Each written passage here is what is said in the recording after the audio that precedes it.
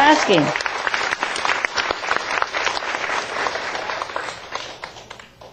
Also, many of the roots is like that. If you can wait until the green leaves or wither and die, then you can take the root. Like carrot, you will not hurt the worm because you just take it from the root. Is easy just to pull it up, you know. You don't need to dig or anything, so accidentally you won't kill the worm, for example. But if you really want not to harm the plant and not to make them afraid, then you wait until they wither, yeah? And you still have the root under there, and then you just pull the root up, yeah? No harm to the plant and no harm to the root. In that case, you can eat those, okay? The root will not feel much, will not feel anything. When the plant dies, the root also don't feel anything. For example, if you like some herbs, and if the leaves already by wind or by some natural cause, and it broke, you know, and fall on the ground or half broken already, then you can take them and eat, okay? In that case, there's no himsa involved at all, yes. The thing is, I don't want to cause any nervousness or anxiety to any beings, even to a plant. That's why I don't want to eat vegetable anymore. We have enough, actually, even just fruit. You know, even like tofu from soya. Soya is like fruit of the plant. Can eat them, yes. Beans, all kind of things, they are the fruit of the plant. Not just fruit like apples and orange, but beans, yeah. All kind of beans, they're also fruit. The sesame nut, the fruit, they grow from above the ground, from the tree. And in Vietnam, they cultivate, for example, peanuts. In the sandy soil, there's no soil and no worm at all ever live there. So the peanuts, they thrive in a sandy area, yes? And these you can wait until the peanuts plant die. Wither, you know, mostly they go yellow and then brown, and they just dry up, and then you can pour the peanuts up without hurting anything at all. Even if you dig, there's nothing hurt at all. And you can plant like cassava plants, they don't need much water and no worm nearby. That you can plant anywhere. You don't need even soil to plant that. You can plant in the sand or some kind of very dry soil. There are many vegetable and plant we can plant without water or with very, very little water. It's very suitable right now because we are short of water, huh? And plant your own vegetable, then you have absolute control about how you harvest and what you harvest and what you eat. Okay, love? Thank you, Master.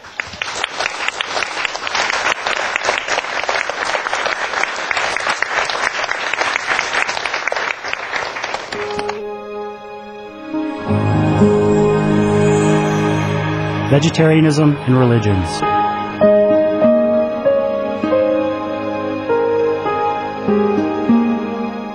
The Baha'i Faith. Regarding the eating of animal flesh and abstinence therefrom, know thou of a certainty that in the beginning of creation God determined the food of every living being, and to eat contrary to that determination is not approved. Selections from the Baha'i writings of some aspects of health and healing. Buddhism. All meats eaten by living beings are of their own relatives. Lankavatara Sutra. Cao Dai, the most important thing is to stop killing, because animals also have souls and understand like humans. If we kill and eat them, then we owe them a blood debt. Teachings of the Saints. Christianity.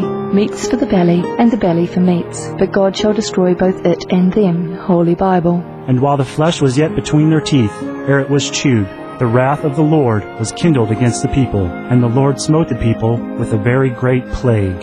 Holy Bible. Confucianism. All men have a mind which cannot bear to see the sufferings of others. The superior man, having seen the animals alive, cannot bear to see them die. Having heard their dying cries, he cannot bear to eat their flesh. Mencius. Essenes. I am come to end the sacrifices and feasts of blood, and if ye cease not offering and eating of flesh and blood, the wrath of God shall not cease from you. Gospel of the Holy 12. Hinduism. Since you cannot bring killed animals back to life, you are responsible for killing them. Therefore you are going to hell. There is no way for your deliverance. Adilila. He who desires to augment his own flesh by eating the flesh of other creatures lives in misery in whatever species he may take his birth. Mahabharata anew. Islam. Allah will not give mercy to anyone except those who give mercy to other creatures. Hadith. Do not allow your stomachs to become graveyards of animals. Hadith. Jainism. A true monk should not accept such food and drink as has been especially prepared for him involving the slaughter of living beings. Sutra Kritanga. Judaism. And whatsoever man there be of the house of Israel, or of the strangers that sojourn among you, that eateth any manner of blood, I will even set my face against that soul that eateth blood, and will cut him off from among his people. Holy Bible. Blood meaning flesh. Sikhism. Those mortals who consume marijuana, flesh and wine, no matter what pilgrimages, fasts and rituals they follow, they will all go to hell. Guru Granth Sahib. Taoism. Do not go into the mountain to catch birds and nets, nor to the water to poison fishes and minnows. Do not butcher the ox that plows your field, tract of the quiet way. Tibetan Buddhism. The offering to the deities of meat obtained by killing animate beings is like offering a mother the flesh of her own child, and this is a grievous failure, the supreme path of discipleship. Zoroastrianism. Those plants I, Ahura Mazda, or God, rain down upon the earth to bring food to the faithful and fodder to the beneficent cow. Avesta. Everybody knows that vegetarian diet is good for health and to save the planet. They will be awakening their own great, compassionate, loving self-nature, and then their level of consciousness will rise up automatically, and they will understand more than they ever did, and they'll be closer to heaven than what they are right now. We have something we'd like to share with you. Oh, wonderful. My turn to enjoy. Yes. Thanks God. Master, in our human culture, Earthlings have always been fascinated with Martians. We are naturally curious about our so-called alien neighbors, and hence there has been much written on the subject, including jokes. Here's one. A girl was visiting her Martian friend, who had acquired 2 new dogs, and asked her what their names were. The Martian responded by saying that one was named Rolex and one was named Timex. Her friend said, "Who ever heard of someone naming dogs like that?" Yes. "Hello," answered the Martian. "They're watchdogs." Oh. Yes, very funny. Yes, very good. Very good, very good. Oh.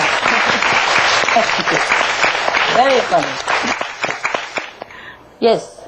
Master, to conclude today's amazing conference, we would like to invite Master to share some more of your words of wisdom and advice for us and the world.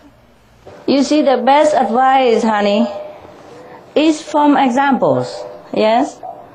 I think we have plenty of wisdom from Mars, yeah, from Martians, from what happened to them and what we discover telepathically. Yes, as well as scientifically, yes, they have discovered that Mars is all barren and uninhabitable. But they also discovered that long ago there was water there. Water means life supporting. So what have happened to all these bodies of waters? You see? That is a very, very important question for us. So from Mars we can learn to prevent, such disaster, that it might not ever happen to our planet.